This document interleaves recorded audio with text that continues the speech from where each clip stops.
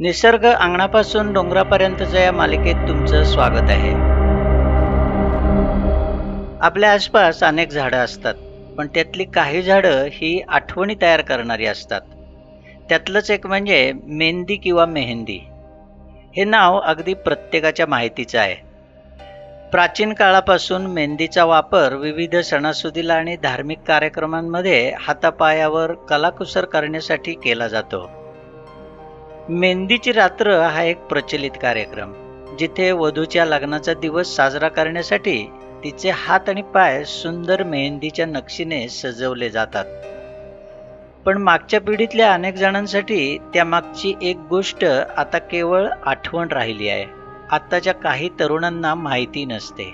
ती म्हणजे मेहंदीच्या झाडावरची पानं काढून त्याचं वाटण हातापायाला लावून केवळ नैसर्गिक रंग लावायचा. काही दशकांपूर्वी मेहंदीची झाडं शेताच्या बांधावर, घराच्या अंगणात, घराभोवतीच्या कुंपणाला अशी लावली जायची. आता मात्र ही पद्धत नामशेष होतीये. हळूहळू ही झाडंही दुर्मिळ होऊ लागली आहेत. पण काही वृक्षमित्र मात्र मेहंदीची झाडं मुद्दाम लावताना दिसतात. आता बाजारात मिळणारी मेहंदी अनेकदा रासायनिक असते. बाजारात मिळणाऱ्या मेहंदीच्या कोनाने सुंदर, नाजूक आणि आकर्षक नक्षी काढता येते हे खरं आहे. पूर्वीच्या नैसर्गिक मेहंदीचा वापर करून कोनासारखी नाजूक नक्षी काढता येतही नव्हती. पण नैसर्गिक मेहंदीचा वापर करण्यात एक वेगळी मजा असायची. ती म्हणजे घराच्या बाजूला असलेल्या मेहंदीच्या कुंपणावरून, बऱ्यापैकी वाढलेल्या झाडावरून मेहंदीच्या पानांचा असा हा भारा तोडून घरी आणला जायचा. आजूबाजूच्या मुली मिळून दगडी पाट्यावर थोडं पाणी शिंपडून तो पाला असा होईल तेवढा वाटत असत.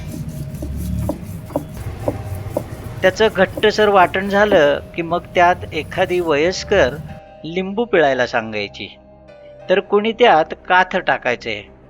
कुणी सांगायचे वाटताना भेंडीचं पाणी घाला, तर कुणी चिमणीची शीट गोळा करून यात टाका असं सांगत असत. या सगळ्याने मेहंदी लाल भडक रंगते असं सांगितलं जायचं. शेवटी मग अगदी गुळगुळीत घट्टसर असा मेहंदीचा वाटलेला गोळा तयार व्हायचा. तो नीट गोळा रात्रभर हाताला लावून त्यावर फडका गुंडाळून झोपून जायचं. आपला हात मेहंदीने कसा रंगेल या स्वप्नात संपूर्ण रात्र निघून जायची आणि सकाळी उठून आपल्या मेहंदीची किंवा हाताची अवस्था पाहायची. अशी ती वेगळी मजा असायची. अशी वाटलेली मेहंदी हाताला लावली जायच्या काळातली मंडळी आता वयाने मोठी झाली असतील तरी त्यांच्या त्या आठवणी मेहंदीच्या पानासारख्याच ताज्या असतात. या मेहंदीला शास्त्रीय भाषेत लॉसोनिया इनर्मिस असं म्हणतात. ही मूळची उत्तर आग्नेय आशिया आणि उत्तर आफ्रिकेतली, पण अगदी प्राचीन काळापासून भारत आणि काही उष्ण प्रदेशातही मोठ्या प्रमाणात याची लागवड केली गेली. मेहंदीच्या पानांमधून मिळणाऱ्या लॉसल नावाच्या रंगद्रव्यासाठी आणि फुलांपासून मिळणाऱ्या तेलाला हिना किंवा मेहंदी तेल असं म्हणतात. हिना अत्तरासाठी या तेलाला व्यापारी महत्त्व प्राप्त झालं.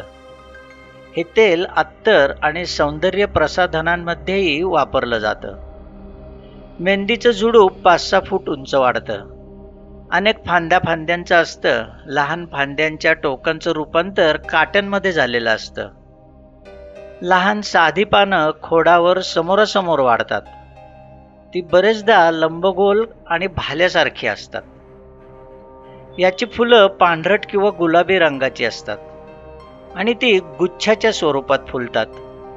हे झाड फुलांनी पूर्ण बहरलं की त्या परिसरात एक आनंददायी सुगंध पसरतो. याची फळं वाटाणे एवढी लहान आणि करड्या रंगाची असतात.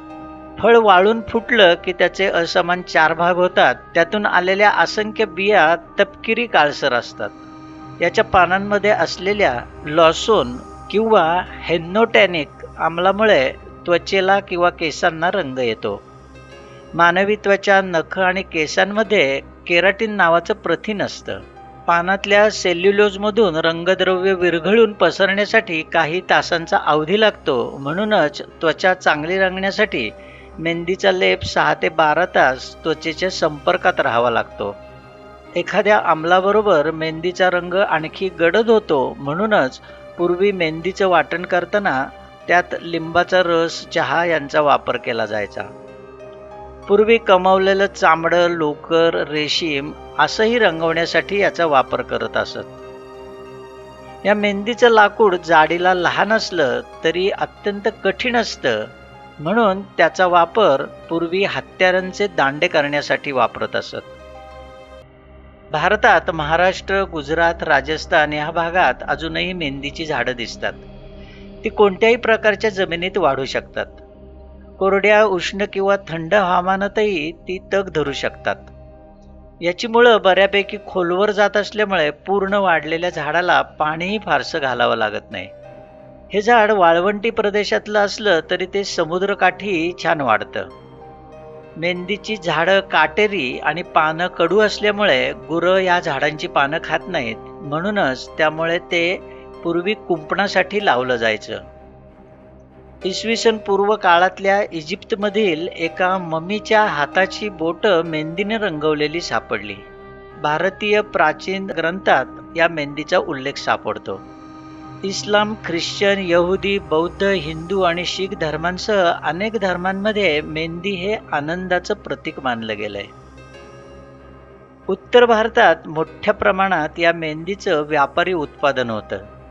एप्रिल ते मे आणि ऑक्टोबर ते नोव्हेंबर असं वर्षातून 2दा या मेहंदीचं पीक काढलं जातं. मेहंदीची रोपं बियांपासून आणि छाटकलमांच्या द्वारे सुद्धा तयार करता येतात. असं हे सुंदर झाड आपण आपल्या घराच्या आसपास आणि आवारातून लावण्याचा प्रयत्न करूया. अशा या मेहंदीचा सुगंध आणि तिचा हळूच फुलणारा रंग प्रत्येकीच्या मनाच्या कोपऱ्यात एक आठवण घेऊन दडलेला असतो. धन्यवाद.